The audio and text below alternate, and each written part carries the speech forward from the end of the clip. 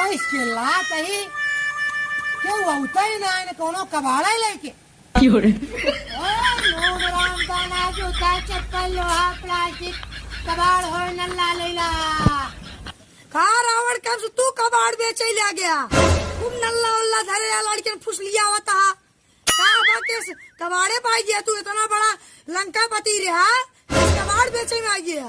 अरे का बताई भैया बड़ी दयनीय दशा हमार हो गई। अरे हम तो लंकापति रह गए लेकिन अब लंकापति से रोडपति हो गए।